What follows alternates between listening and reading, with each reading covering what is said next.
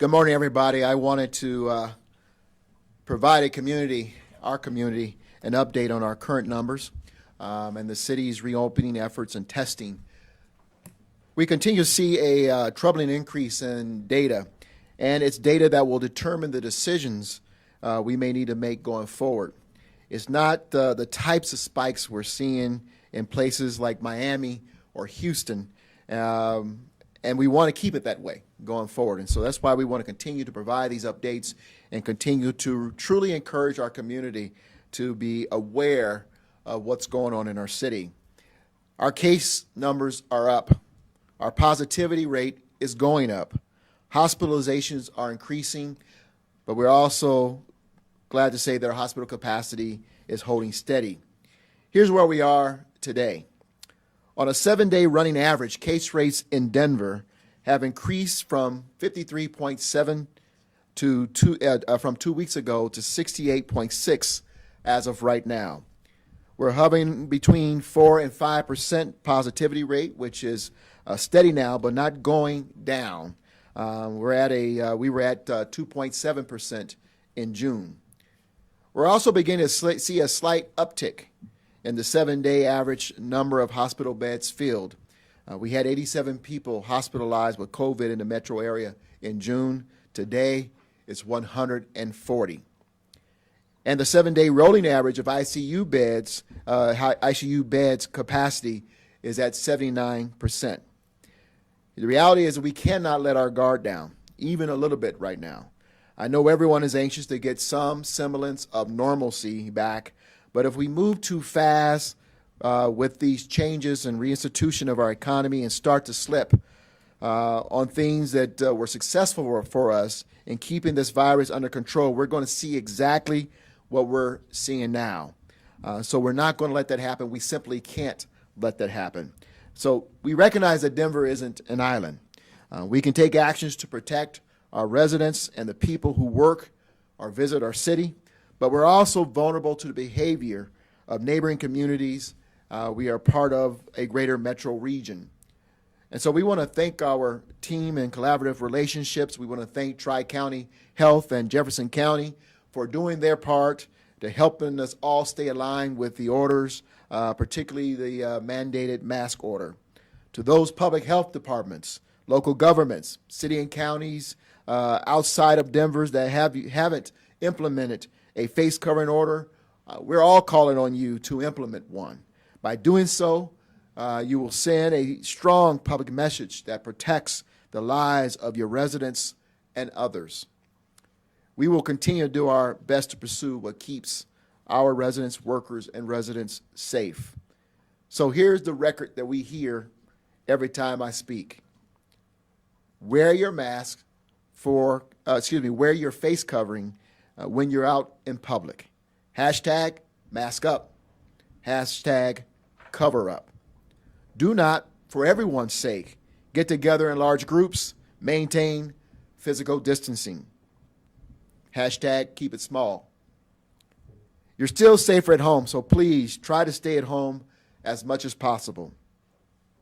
And if you're a business not covered by an order yet, you know you can and should require one while inside your business.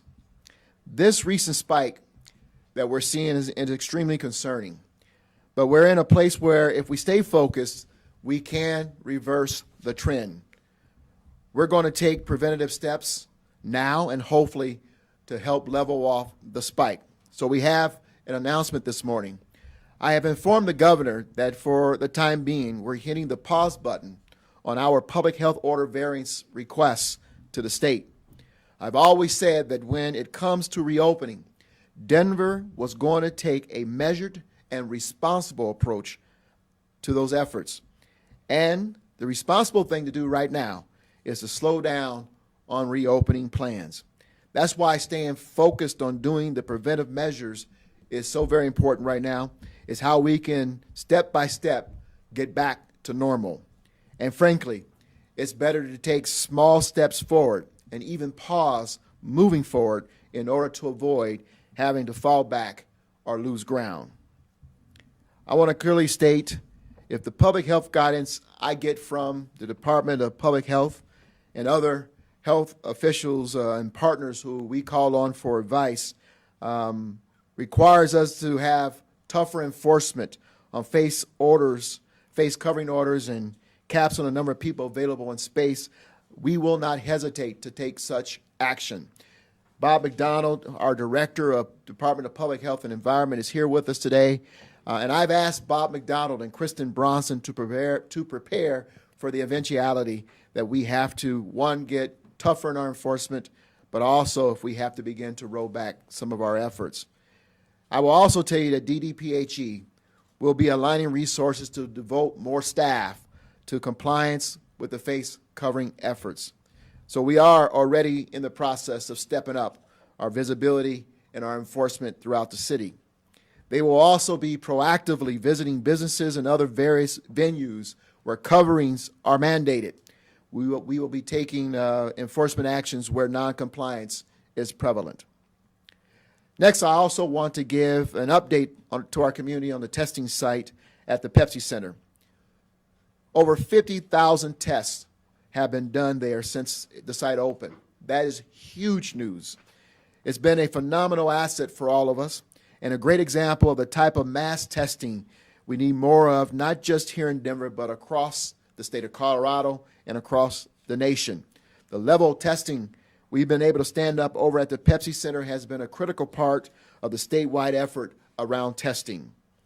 So we are going to be working to keep the Pepsi Center site ongoing for at least until the end of the month. It has some advantages for many communities as well, and we want to make sure that we keep everyone up to date on any changes that might be coming. But I also want to share with you, in addition to trying to keep the Pepsi Center open till the end of the month, we have partnered with the Denver Public Health to set up 7 community-based test days through the end of the month, one of which is taking place today at Church of All Saints on South Federal.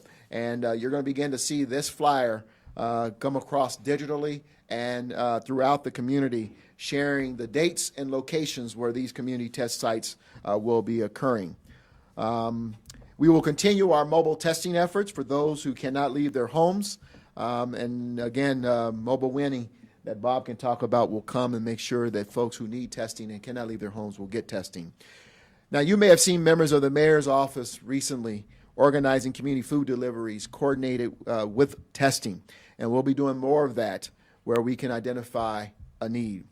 Finally, I want to thank members of the media and journalists who are keeping up with these announcements and keeping the public informed in an accurate way. In addition to face coverings, hand washing, and social distancing, another critical tool in fighting against COVID, of course, is public awareness, public information, and public knowledge.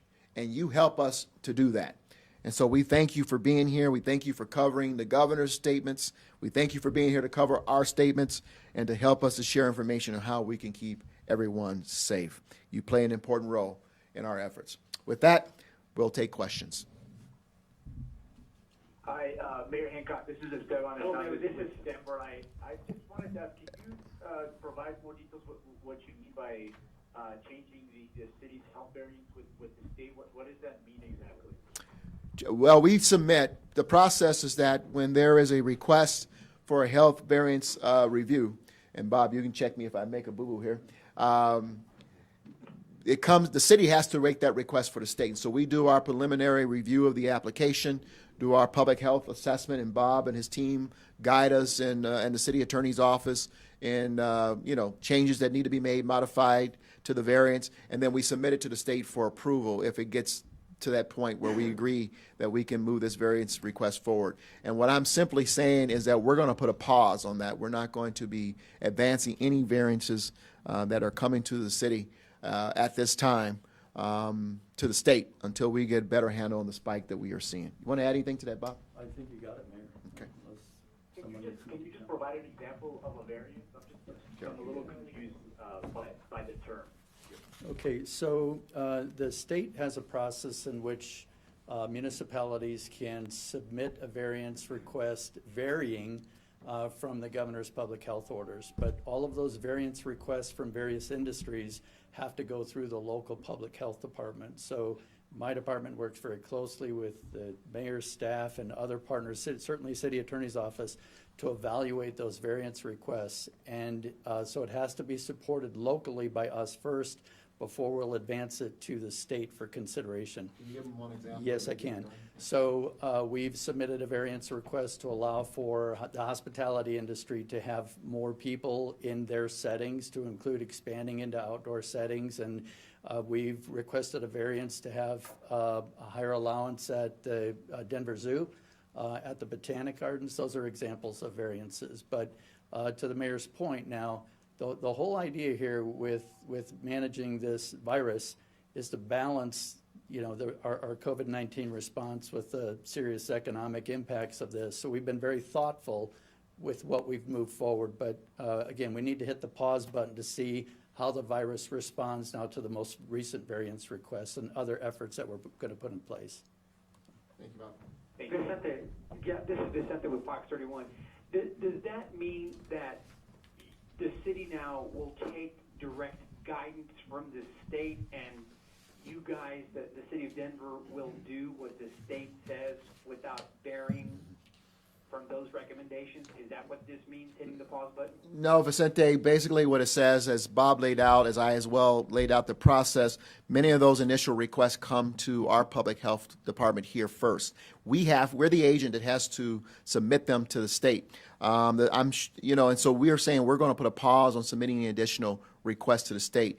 The state does continue to confer with us on a regular basis when there are certain orders they may be moving toward that maybe didn't originate here but are going to be statewide, and we'll continue to give some input and insight into those. But we are in regular consultation with the state public health department as well as with the governor. Other questions? I'll ask a follow-up question. So many variances have been granted, such as places like the zoo and the Botanic Gardens. Will those places continue to be allowed to operate at their current levels, or will they be rolled back in any way? They will be allowed to continue under the provisions of the variance that they were granted for the time being. We have established provisions or criteria for rescinding or reversing variance requests, but we're not there yet. Again, cases are going up. Positivity rates going up, but those are just a couple of indicators. We don't need to hit the panic button yet, but we do need to be diligent, wear face coverings, and slow down the number of variances or pause on the number of variances that are submitted. But the short answer is they continue to operate unless things continue to trend in the way that they are. Hey, Bob, and when do you hit the panic button? What is the tipping point where you say, okay, you're at 4 and 5% right now, but at what point do you say, hey, wait a minute, we have really got to change what we're doing? Yeah, there's a number of key indicators, number of cases that we see, and we look at the doubling rate of number of cases. We look at the positivity rate on the tests that are being done. We look at the number of hospital admissions, and the mayor gave some data on all of those metrics. But none of those metrics are looked at alone. There are those 3 or 4 key indicators, but we look at many, many other things. And so if all of those criteria meet the threshold for reversing course, then we're going to have to consider that. But right now we are not there yet. All the more important for us to pause with variances and, again, continue to wear face coverings. We don't want numbers to continue to trend the way they are because then we all lose those privileges to go to those places that we enjoy so much in Denver. We don't want to go back to closing them up again. Listen, I watch with great interest my friends across the country, my friends and counterparts in Houston, Mayor Turner, in Los Angeles, Mayor Garcetti, in Miami, Mayor Suarez, and really commiserate with them on the very difficult decisions they have to make with regards to having to roll back the decisions they've made to open up their economies. And these are tough, and I know that they really struggle with them because they understand what hangs in the balance with those very difficult decisions. I'm very hopeful that we continue to do what we've done here in Denver, and that is to try to pay very close attention to numbers. It's not about panicking, but as we see patterns beginning to form, what's worked for us is to get ahead of it and to try to stay as proactive as possible. And I believe pausing these variances, or at least requests to the state at this point in time, gives us an opportunity to truly just focus on what we have in front of us and try to manage it and to reverse the trends. And require, again, encouraging everyone, wear face coverings. Yes? This is Lori Liverado with Nine News. You mentioned earlier that we're going to work on keeping testing going at least until the end of the month. Does that mean we have plans only through the end of July? Certainly can imagine that we'll need that continued testing much longer than that. No, our plan is to continue to do testing. I want to remind you that today we talked about the Pepsi Center. We have it set up till the end of the month. We are continuing our conversation with the state. The goal is to continue the Pepsi Center beyond the end of the month, but until we have that agreement, because it's a pretty an expensive proposition, we cannot talk more beyond the end of the month. So it's set for till the end of the month. We are hopeful that an arrangement will be set to continue it on beyond that. But also, you heard me talk about the process throughout the communities where we're going to have smaller testing sites. That is something that we are committed to, and we have them set up through right now through the end of the month as well, but we're continuing to look for opportunities beyond that. And then, of course, mobile winning, wellness winning, I should say, will continue the process of mobile testing.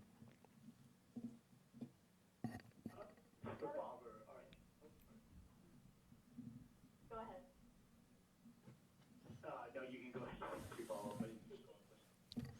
Not necessarily a follow-up, but did have a question. I saw that you guys have been issuing mask warnings, and was curious how many mask warnings have been issued since the mask order went into effect? Yeah, I don't have the exact number on the number of mask warnings that have been issued. What I can tell you is that our department receives anywhere between 150 and 200 complaints a week regarding that order, the face covering order, and other types of public health orders regarding congregating and that sort of thing. And so I'm going to realign some of the resources in our department to add some staff members to the compliance team. And we're going to try to be a little bit more proactive. And for those that are where there's just a prevalence of noncompliance and they've been warned, we are going to take enforcement. This is probably the most debated public health order from the beginning. This idea of using face coverings, but the science is clear. People need to remember that even if they are not actively ill, it doesn't mean that they do not have the virus, and it can be spread from people who are not actively ill. They're asymptomatic, but not wearing a face covering. I've heard that people say to me, well, they have a right not to wear a mask. Nobody has the right to put others in harm's way. And that's what they run the risk of doing when they don't wear a face covering. So everyone, symptomatic or not, please wear a face covering when you're out. Mayor, it sounds like that the city was doing a pretty good job of chipping away at reopening, and now that's sort of coming to a pause. Are you disappointed by that? I mean, do you think more can still be done, or are there additional steps? No, I think because I understand the broader picture. Not only are we testing more, but people are more active because it's beautiful outside in Denver, Colorado. There's no better place to be in the spring and summer than in Denver, Colorado. You don't have the humidity. You don't tend to have the excessive heat. It's very comfortable, and you can enjoy the great outdoors.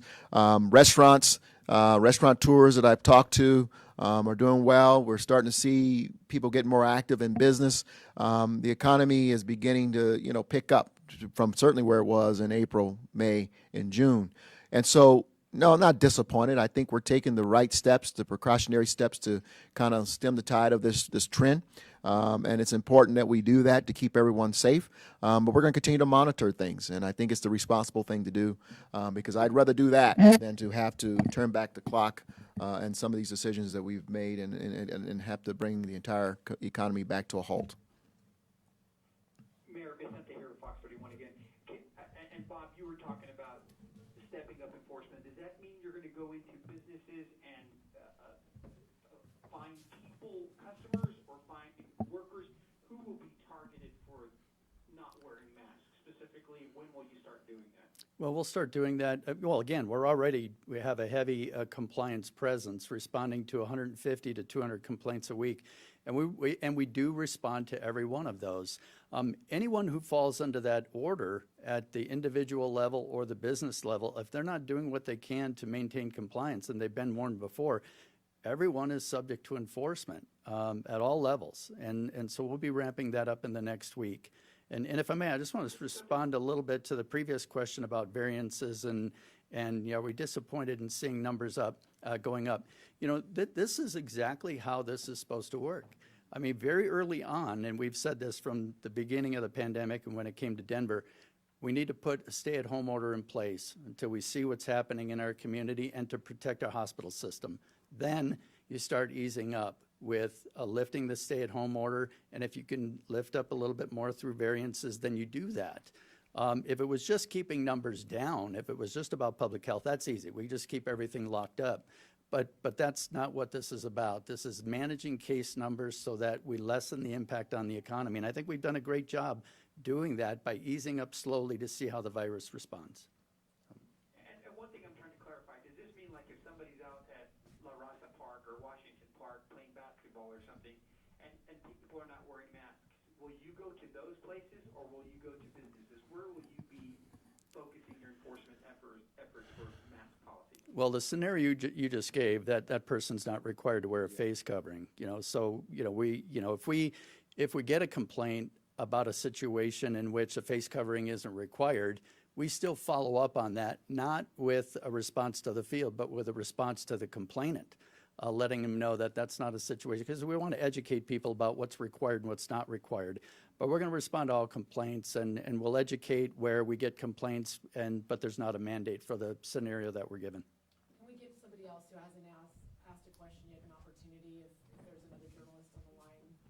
Anybody from Univision or the Denver Post, perhaps, who would like to ask a question? Hey, this is Elena Alvarez. Can you guys hear me? The car, I apologize. Hey, yes, go right ahead, Elena. Thank you. Great, thank you. I was just wondering if there was an update on the safe open spaces. Yeah, we are. Matter of fact, I just got a briefing. We're close to a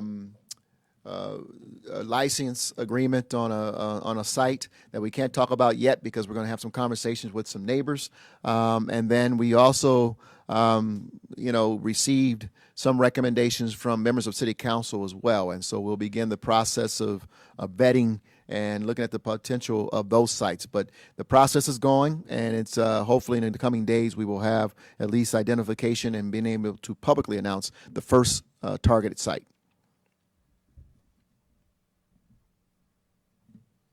Mayor, can you go to Bob quickly before I miss my chance here? You said already that our case numbers are going up and that our positivity rate is going up. So what would have to happen in Denver beyond what's already happening with our rising case numbers and positivity rate for another stay-at-home order to be issued? I'll invite Bob up here, but from a public policy standpoint, my role as the mayor, I depend heavily on the public health experts, the scientists, the medical professionals, whose job it is to monitor these numbers and to advise me accordingly.